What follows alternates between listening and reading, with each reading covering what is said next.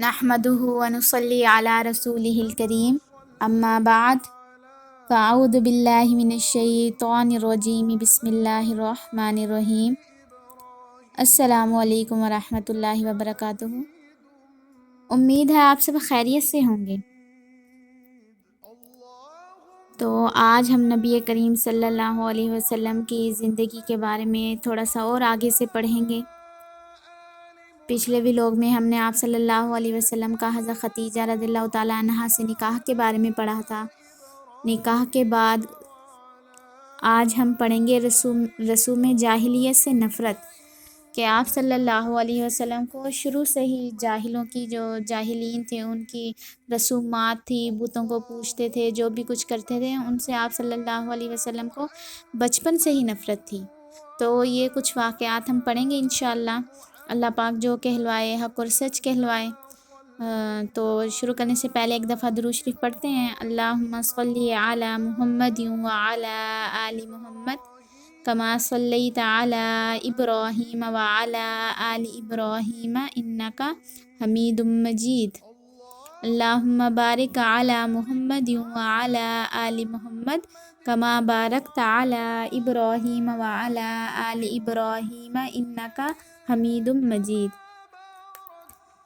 تو رسوم جاہلیت سے نفرت۔ حضرات انبیاء علیہ السلام جو ہوتے ہیں نا، وہ بعثت سے پہلے ہی اعلیٰ درجے کے ولی اور صدیق ہوتے ہیں۔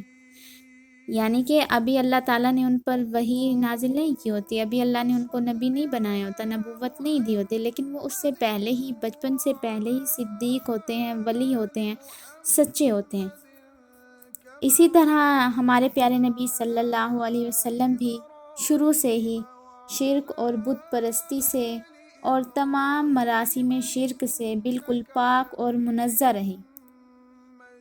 جیسا کہ ایک روایت میں آتا ہے، جو کہ ابن ہشام کی روایت ہے۔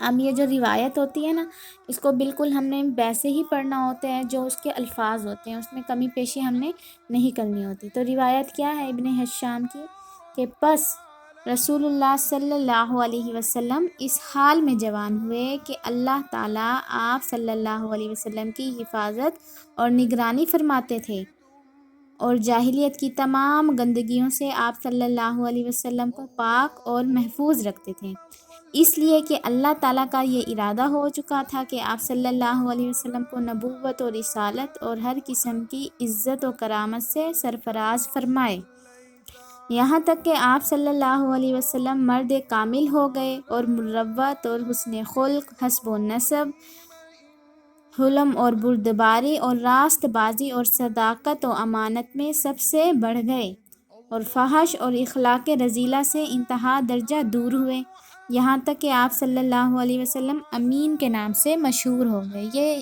ابن ہشام کی روایت ہے۔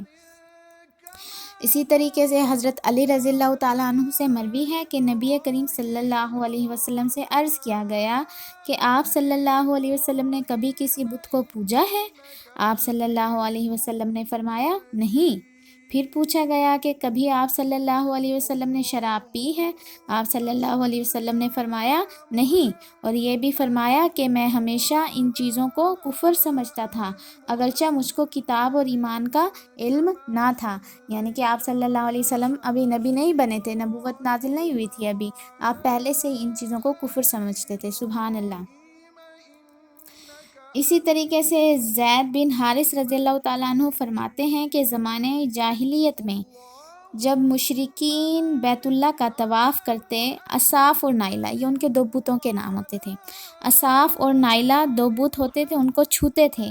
ایک بار میں آپ صلی اللہ علیہ وسلم کے ساتھ بیت اللہ کا طواف کرنے لگا، جب ان بتوں کے پاس سے گزرا تو ان کو چھوا، آپ صلی اللہ علیہ وسلم نے مجھ کو منع کیا۔ میں نے اپنے دل میں کہا کہ دیکھوں تو صحیح کہ چھونے سے ہوتا کیا ہے، اس لیے دوبارہ ان کو چھوا۔ آپ صلی اللہ علیہ وسلم نے پھر ذرا سختی سے منع فرمایا کہ کیا تم کو منع نہیں کیا گیا؟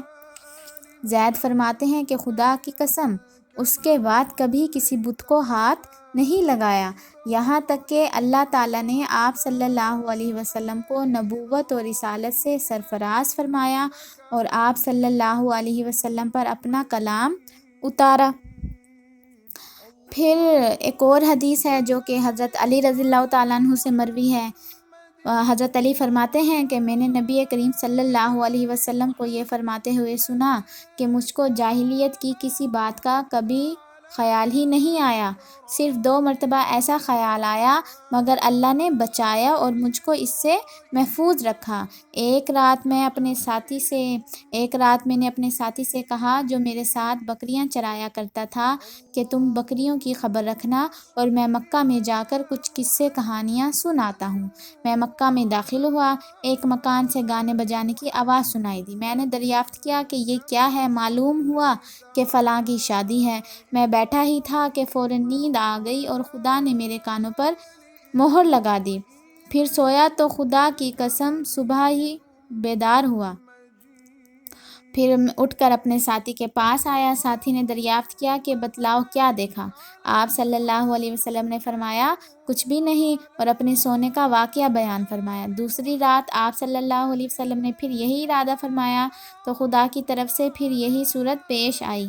آپ صلی اللہ علیہ وسلم فرماتے ہیں کہ خدا کی قسم اس کے بعد پھر میرے دل میں اس قسم کا کوئی خیال ہی نہیں آیا، یہاں تک کہ اللہ تعالیٰ نے مجھ کو اپنی پیغمبری سے سرفراز فرمایا۔ اب یہ جو حدیث ہے، اس حدیث کے بارے میں فرماتے ہیں کہ یہ حدیث صحیح ہے اور اس کے تمام راوی ثقہ ہیں۔ تو آپ صلی اللہ علیہ وسلم کی پہلے کی بات ہو رہی ہے، جب آپ صلی اللہ علیہ وسلم نبی نہیں بنے تھے، آپ صلی اللہ علیہ وسلم پر وحی نازل نہیں ہوئی تھی، تب آپ صلی اللہ علیہ وسلم فرماتے ہیں کہ صرف 2 مرتبہ مجھے ایسا خیال آیا، اس کے بعد پھر کبھی نہیں آیا، ورنہ آپ صلی اللہ علیہ وسلم بچپن سے ہی ہر بری چیز سے دور رہتے تھے، گانے بجانے سے، شراب سے، ہر قسم کی جھوٹ سے آپ صلی اللہ علیہ وسلم دور رہتے تھے۔ تو اسی طریقے سے ایک اور روایت ہے، روایت میں آتا ہے کہ ایک مرتبہ قریش نے آپ صلی اللہ علیہ وسلم کے سامنے کھانا لا کر رکھا۔ اس مجلس میں زید بن عمر بن نفیل بھی تھے۔ آپ صلی اللہ علیہ وسلم نے اس کے کھانے سے انکار کیا۔ بعد ازاں زید نے بھی انکار کیا اور کہا کہ میں بتوں کے نام پر ذبح کیے ہوئے جانوروں اور بتوں کے چڑھاوے نہیں کھاتا، میں صرف وہی چیز کھاتا ہوں جس پر صرف اللہ کا نام لیا جائے۔ زید بن عمر بن نفیل قریش سے یہ کہا کرتے تھے کہ بکری کو اللہ نے ہی پیدا کیا ہے اور اللہ ہی نے اس کے لیے گھاس اگایا، پھر تم اس کو غیر اللہ کے نام پر کیوں ذبح کرتے ہو؟ اب آپ لوگ کہیں گے کہ زید بن عمر بن نفیل کون تھے؟ تو یہ حضرت عمر رضی اللہ تعالیٰ عنہ کے چچا زاد بھائی اور حضرت سعید بن زید جو کہ عشرہ مبشرہ میں سے ہیں، یعنی کہ ان 10 صحابیوں میں سے ہیں جو کہ جن کو اللہ تعالیٰ نے، آپ صلی اللہ علیہ وسلم نے جن کو جنت کی خوشخبری دی تھی۔ تو سعید بن زید کے والد ہیں زید بن عمر بن نفیل۔ یہ شرک اور بت پرستی سے بیزار اور دین حق کے متلاشی تھے۔ بعثت سے 5 سال قبل جس وقت خانہ کعبہ کی تعمیر ہو رہی تھی، ان کا انتقال ہو گیا تھا، یعنی کہ یہ جو زید بن عمر بن نفیل ہے نا، یہ ان کا آپ صلی اللہ علیہ وسلم کے نبی بننے سے پہلے ہی انتقال ہو گیا تھا۔ یہ ویسے شرک اور بت پرستی سے دور رہتے تھے۔